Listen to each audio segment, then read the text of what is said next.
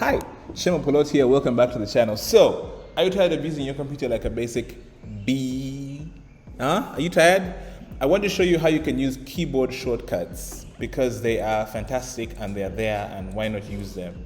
They will allow you to be a lot more productive. When I say productive, subjective, just means using computers will be a lot faster and also maybe cooler or maybe fun if you're like me, if you use keyboard shortcuts. So I'm going to show you as many as I can in this video. I don't even know how many I'm going to show you, so I have no idea what I'm going to call this video because the algorithm on YouTube. But let's get into it. Keyboard shortcuts, let's go. All right, so the commonest shortcuts that everyone knows are Control and C and Control and V, which are for, yes, say it out loud, copy and paste, right? Yeah, so copy and paste are the most, I think the ones that most people know, okay? So for example, if I type something like subscribe to my YouTube channel, which you should if you're watching this, and if you also want to see, there is a link. Okay, so can't spell to save my life, right? So this is like rudimentary. If you know this already, just skip ahead, okay? So copying it, you copy, you hold down Control and C. I'm using a Mac, so when I say Control for a Mac, it's Command more often than not. So just go with it, but I say Control because of PC background. But yeah, so you hit Control C, and then you can go wherever on your computer. It could be out of the browser, onto the desktop, somewhere in a Word document, somewhere in Excel or something, and then Control V and paste the exact same thing that you copied, okay? This is really useful. You should know how to use it by now, because the alternative is to come and click and scroll and then right click and then hit copy, right? Or the other way you could do it is select all of this, go up here to edit, click copy that way, okay? Which takes entirely too long.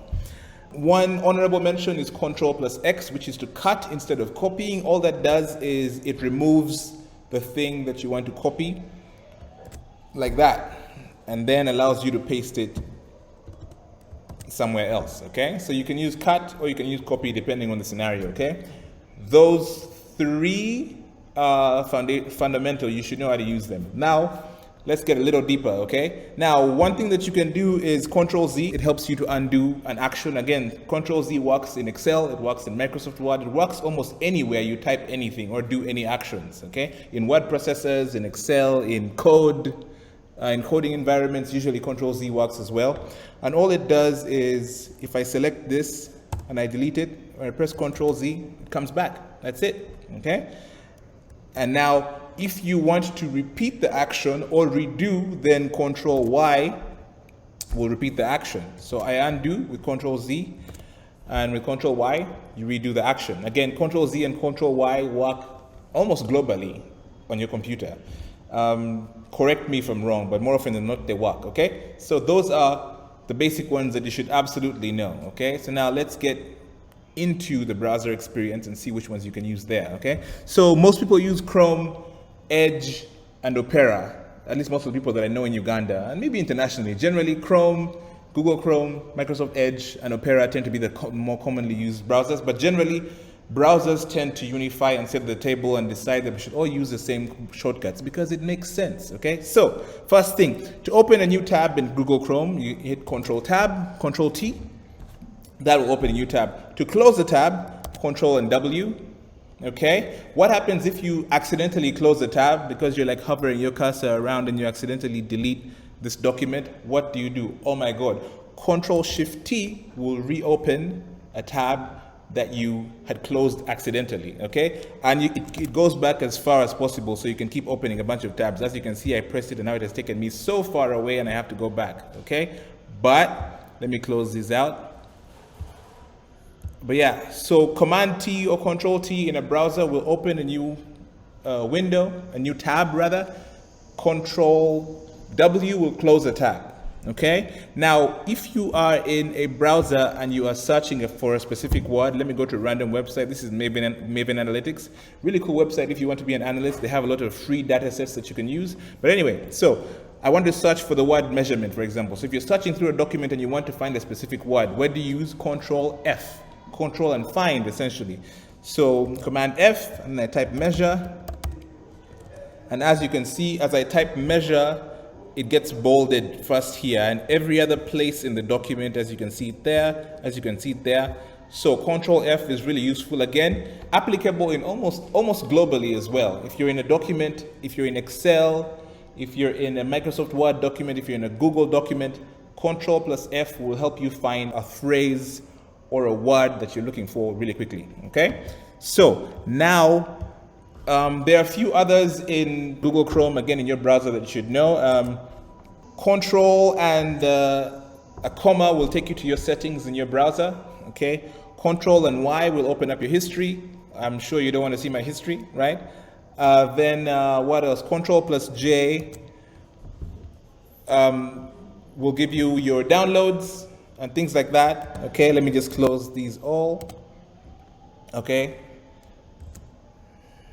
So then when you're in your browser, sometimes it happens that you want to like capture the link in your browser and share it with someone. Okay. So you can use Control L and then just Control C to copy the browser, to copy the link, and then you can go wherever you want. I'm going to go back to that Word document, and then I can paste the link in there with Control V, okay? So now you have Command L or Control L, which helps you copy the link in your browser. So that way you don't have to go to your browser and click in it and then get all that and then copy it, okay? Because come on, it's those little seconds that count so much, because that's what I'm trying to do. I'm trying to take off those little seconds that are wasting so much time, okay? All right, now, those are the ones in the browser that I usually use. Everything else is a bit meta, so I would recommend that maybe you don't go that far, okay? But then let's go to Google Drive, okay? Because most people use Google Drive. So a bunch of shortcuts in Google Drive you should know. But before we do that, if you type Command, Control, and question mark, or just the question mark icon in Google Drive, it'll bring up all the different shortcuts that you can use. As you can see, there are shortcuts for selections, shortcuts for going to stuff, shortcuts for creating stuff, and I recommend you just go through them and find the ones that make sense to you. Again, some of them are extra complicated and maybe you can't remember all of them. Shortcuts, usually you just use them more often and you'll remember them. That's how it works, okay? But the ones that I use in Google Drive a lot are creating a new folder, Shift F, that will do. If you want to rename a document, you just click the document, you type N, and you can rename it that way. If you want to go to the side panel here on the side so you can navigate through that, you press GN, and then you can navigate with the arrow keys on your keyboard. So I use this a lot when I'm trying to access my folder with my YouTube stuff. So I click Start, and then I find my YouTube stuff over there. Okay. Also, if you want to preview a document, you click on the document and you type P, and that will preview the document. This is the document we're just working in earlier on, so you have nothing to fear here. Okay. And then what else? What else? If you want to create a new Word document, I think it's Shift T. There you go, new Word document. If you want to create a new Google Sheet, it's Shift S. All right, I'm just going to delete that one. Okay, there's also a shortcut for creating a new Google slide and a new Google form and all that stuff, okay?